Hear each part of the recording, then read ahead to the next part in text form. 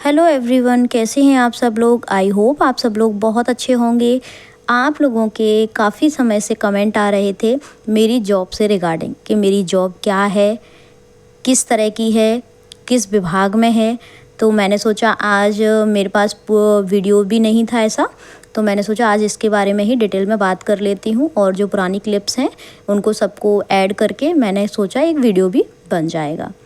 ठीक है जी। तो अब अपनी जॉब के बारे में अगर मैं बताऊं तो मेरी पोस्ट है एलडीसी और मैं हूं स्वास्थ्य विभाग में, हेल्थ डिपार्टमेंट। ठीक है। तो अब पोस्ट हमारी एलडीसी की ज़रूर है, लेकिन हमारे यहाँ क्या होता है, एक पैरामेडिकल स्टाफ होता है और एक होता है मैनेजमेंट वाला स्टाफ। तो हम आते हैं मैनेजमेंट कैडर में। तो जब भी कोई ट्रेनिंग, मीटिंग, ड्यूटी या फिर कोई भी हमारे विभाग में अभियान आता है तो उसको ग्राउंड लेवल पर इस्टेब्लिश करने के लिए जो कैडर होता है वो होता है मैनेजमेंट कैडर। तो हम लोगों की ड्यूटीज़ भी लगाई जाती हैं। देन हमें प्रोग्राम के लिए मीटिंग, ओरिएंटेशन और भी कई प्रकार की ट्रेनिंग, सारी चीज़ें करनी पड़ती हैं, क्योंकि ग्राउंड लेवल पर कोई भी प्रोग्राम, जो राष्ट्रीय प्रोग्राम होते हैं, उनको हमको करवाना होता है। तो ऐसे करके ना हमारी ऑफिस सिटिंग की जॉब के साथ साथ फील्ड वर्क भी बहुत सारा हमारा हो जाता है। फील्ड वर्क कैसा कि आज हमको यहाँ पर मीटिंग के लिए जाना है, आज हमको यहाँ पर ट्रेनिंग के लिए जाना है, आज हमें अपने स्टाफ की ट्रेनिंग करवानी है। जो भी प्रोग्राम आया है उसकी सारी जानकारी आप कैसे दे सकते हो, आप मीटिंग के माध्यम से ही दे सकते हो। तो मीटिंग करवाना होता है। ठीक है। और आपको जानकारी उस अभियान से रिलेटेड कैसे होगी, जब आपकी जिला स्तर से या फिर राष्ट्रीय स्तर से मीटिंग ली जाएगी। तो जिला स्तर से हमारी मीटिंग्स होती हैं, फिर हमको अपने जो सेक्टर लेवल पर होते हैं स्टाफ, उनको पूरी जानकारी देनी होती है। तो ये हो गया मेरा पूरा वर्क का जितना भी रहता है, जो मेरा काम रहता है वो। ठीक है जी। तो अब उसको मैं मेंटेन कैसे करती हूँ। मेरे ऑफिस के जितने भी काम वो और मेरे पर्सनल जितने भी काम रहते हैं, मुझे घर का काम हो, घर बन रहा है वहाँ पर कोई सामान देना हो, या फिर कोई और जितनी भी जिम्मेदारियां हैं उनमें से कोई भी हो सकती है, उसमें मेरा पूरा पूरा साथ निभाती है मेरी टुक टुक। मेरी टुक टुक से मतलब मेरी एक्टिवा। मैं अपनी एक्टिवा को हमेशा टुक टुक बोलती हूँ और हमेशा उसको थैंक यू बोलती हूँ, क्योंकि अगर वो मेरे पास नहीं होती तो शायद मैं अपनी इतनी ज़्यादा जिम्मेदारियाँ जो मेरे पास हैं वो मैं नहीं निभा पाती। केवल टुक टुक ही है जिसकी वजह से मैं सारी भाग दौड़ कर लेती हूँ, अपने ऑफिस के जितने भी काम होते हैं वो ख़त्म कर लेती हूँ। ये मीटिंग, वो मीटिंग, ये ट्रेनिंग, घर की जिम्मेदारियाँ सब कुछ कर लेती हूँ। और मेरे पास मेरी एक्टिवा आई थी 2015 के लगभग, जब से वो मेरे साथ है और मेरा साथ निभा रही है। ठीक है जी।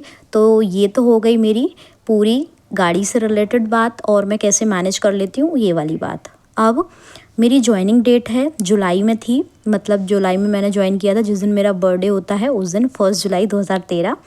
तो जब से मेरी जॉब लगातार है, आज लगभग 13 साल, 14 साल, कितने साल हो गए मैंने तो अभी गिनती भी नहीं की 2013 से आप लगा लीजिए, जोड़ लीजिए कितने हो रहे हैं। ठीक है। तो लगभग 12 के साल के लगभग हो गए हैं। तो जब से मेरी जॉब मतलब चल रही है। ठीक है। अब इसमें परेशानियाँ क्या क्या आई, जब ये वाली मेरे पास जॉब नहीं थी उससे पहले मैं प्राइवेट जॉब करती थी।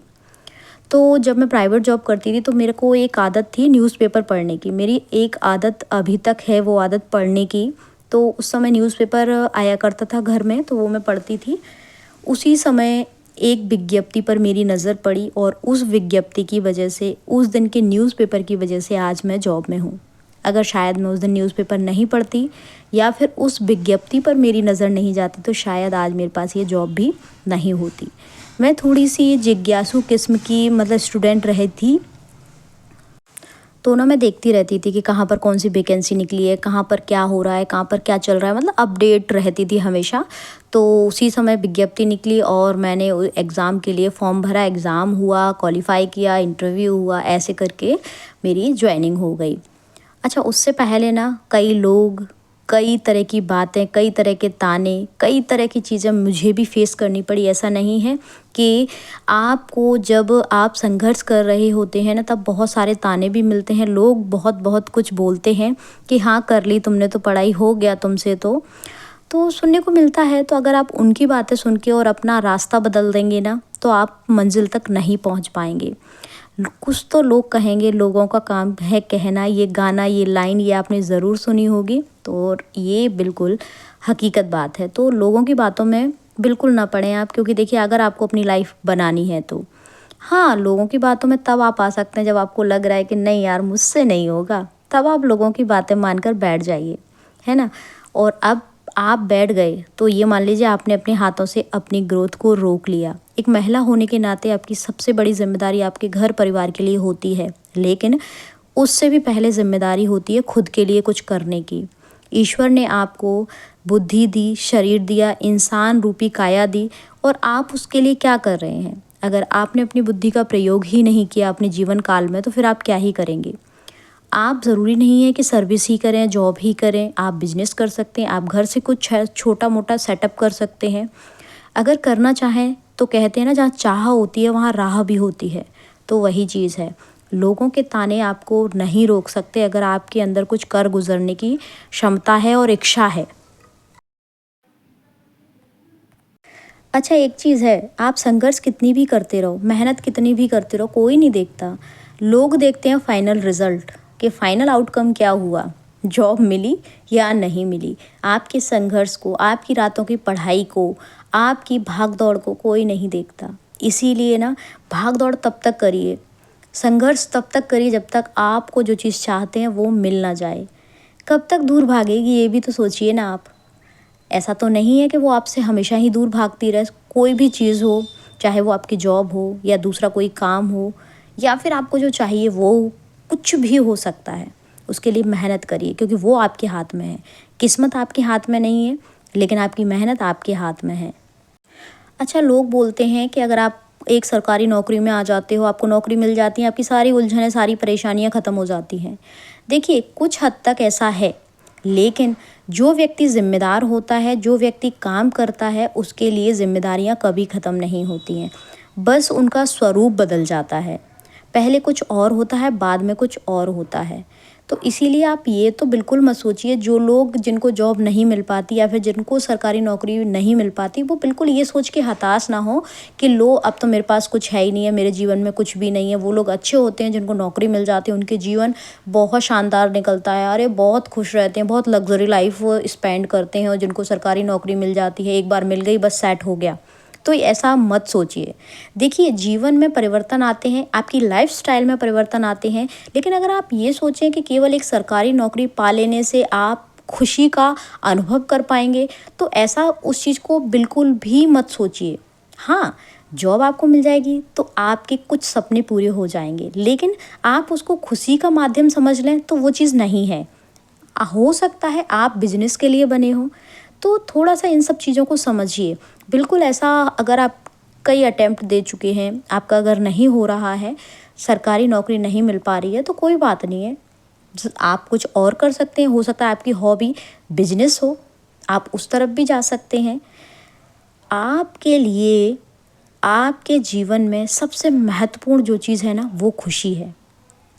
अगर आप जॉब भी मिल गई तो क्या, पैसा भी खूब सारा आ गया तो क्या, लास्ट में आपको खुद के लिए सेटिस्फैक्शन और खुशी चाहिए ही चाहिए होती है। तब जाके आप एक सक्सेसफुल लाइफ स्पेंड कर पाएंगे। ऐसा तो नहीं है बिल्कुल कि केवल एक जॉब, केवल एक सरकारी नौकरी के चक्कर में आप बिल्कुल सारी चीज़ें भूल ही जाएं। देखिए, मैं कहती हूँ बहुत ज़्यादा ज़रूरी है, सब कुछ ज़रूरी है, लेकिन सबसे ज़्यादा ज़रूरी, सबसे महत्वपूर्ण खुद की खुशी है और अपने से जुड़े लोगों के खुशहाल चेहरे।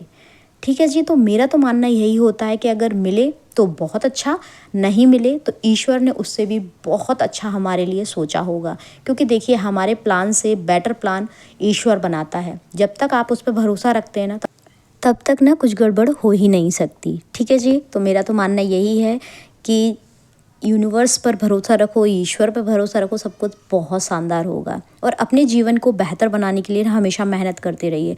वो मेहनत एक जॉब के रूप में भी हो सकती है, वो मेहनत एक बिजनेस के रूप में भी हो सकती है, वो मेहनत घर परिवार को खुशहाल रखने और अपने परिवार को संजोकर और एकजुट रख कर भी हो सकती है।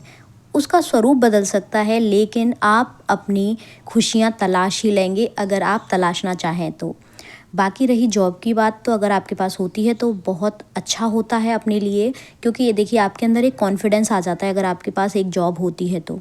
ठीक है जी, आई होप आपको ब्लॉग पसंद आया होगा। अगर ब्लॉग पसंद आया हो तो प्लीज़ चैनल को लाइक शेयर सब्सक्राइब ज़रूर करिएगा, क्योंकि आपके कमेंट से ना मुझे बहुत मोटिवेशन मिलता है। चाहे जितनी बिज़ी हूँ मैं, फिर भी मुझे ब्लॉग बनाने का मन करता है। ठीक है जी, तो कमेंट ज़रूर करिएगा।